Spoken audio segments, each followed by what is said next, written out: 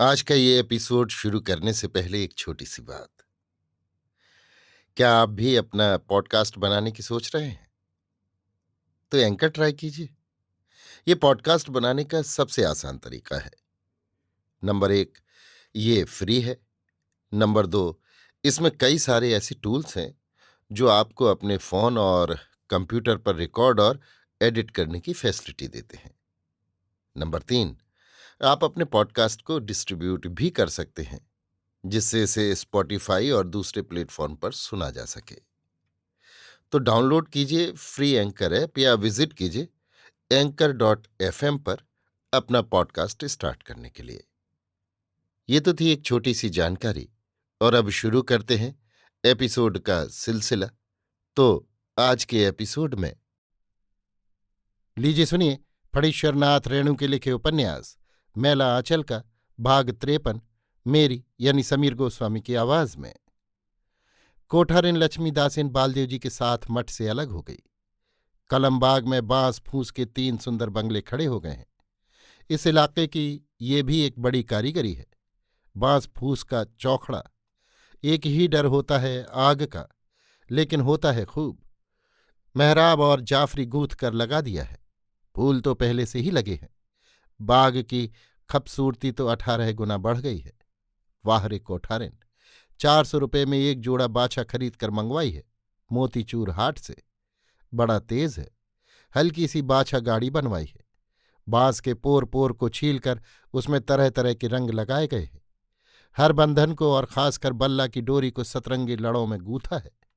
छोटे छोटे लटकन फुंदने लाल हरे पीले नीले। बाछों के सर पर पीतल के पान हैं। गले में कौड़ी की लाड़ियां और घंटी है। एक छोर पर मीढ़ी झुनकी भी है। झुन झुन टुन टुन झुन झुन टुन टुन। सुनो, वही बालदेव जी गोसाई साहब की बग्घी संपनी निकली। झुन झुन टुन टुन। बालदेव जी अब कितने साफ सुथरे रहते हैं। बगुला के पाखों की तरह खादी की लुंगी और मिर्जई दप दप करती है। देह भी थोड़ा साफ हो गया है। लक्ष्मी अपने हाथों से सेवा करती है।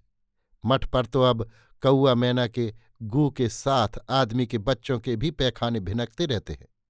रमपियरिया की माए दिन भर पड़ी रहती है। साथ में छोटे छोटे 3-4 बच्चे रहते हैं। भंडारी उस दिन आकर कलप रहा था। दासिन, प्रसाद चित्त से उतर गया है। रोज रात को सपना देखते हैं कि पीने के पानी में मछली छलमला रही है। सतगुरु हो। 1 महीने में रमपेयाड़ी ने माया के जाल में महंत रामदास के अंग अंग को फांस लिया है। महंत साहब इस जाल से निकल भागने के लिए छटपटा रहे हैं, मगर जाल की गिरहें और उलझती जा रही हैं। कल गाली गलौच और मारपीट हो गई। महंत साहब ने रौतहट हटिया से सुबह को एक भर गांजा मंगवाया था।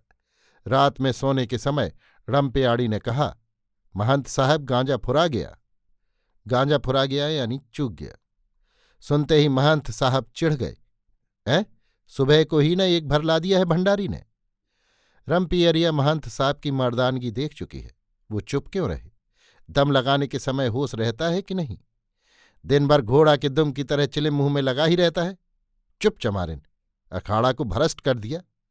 सतगुरु हो, लक्ष्मी ठीक कहती थी। इसके बाद रमपियरिया की माए और बच्चों ने मिलकर ऐसा हल्ला मचाया कि बात कुछ समझ में ही न आई। महंत रामदास चिल्ला रहे हैं, चिमटा खनखना रहे हैं और रमपियरिया गा गाकर सर चढ़ाकर रो रही है। अरे तोरा हाथ में कोढ़ फूटे रे कोढ़िया, अरे लक्ष्मीनिया के खातिर। सतगुरु हो, सतगुरु हो, बंद करो, बंद करो। बालदेव जी को पार्वती की माँ के खून के बाद से रात को बड़ा डर लगता है। रात भर कलेजा धड़ धड़ करता रहता है। जरा भी कुछ आवाज हुई कि बिछावन पर तड़क उठते हैं। लक्ष्मी कहती है, निर्मल चित्त पर खराब छाप पड़ने से ऐसा ही होता है। बालदेव जी की आंखें ही बता रही हैं।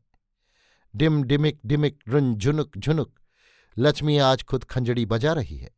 बालदेव जी आसनी पर बैठे हुए हैं। खिड़की के कमरे में चांदनी का एक टुकड़ा उतर पड़ा है। दीवार गिर की हल्की रोशनी में लक्ष्मी की आंखें स्पष्ट नहीं दिखाई पड़ती हैं। ज्वाला बिरह वियोग की रही कलेजे छाए, प्रेमी मन माने नहीं दर्शन से अकुलाए। बालदेव जी टकटकी लगाकर लक्ष्मी की ओर देख रहे हैं।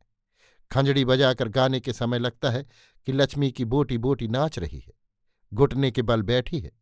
इंदर सभा नाटक में हूर परी, मशहूर परी, सबुज परी झंझनी बजाकर जैसे गाती थी, उसी तरह रह रहकर पार्वती की माँ की खून से लथपथ लाश की याद आ जाती है एक पलक के लिए। बालदेव जी आंख मूंद लेते हैं। लक्ष्मी की देह से जो सुगंधी निकलती है वो आज और तेज हो गई है। लक्ष्मी की आवाज कांप रही है। रो रही है लक्ष्मी। गाल पर लोर ढुलक रहे हैं।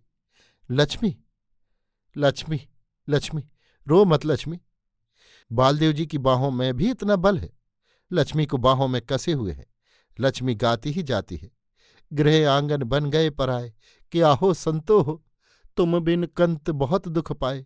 डिम डिमिक डिमिक रुंझुनुक झुनुक, एके ग्रह एक संग में हो बिरहिण संग कंत। कब प्रीतम हंस बोली हैं जो हो रही मैं पंथ। ढन ढन रुनुक झुनुक झनन, खंजड़ी हाथ से छूटकर गिर पड़ती है।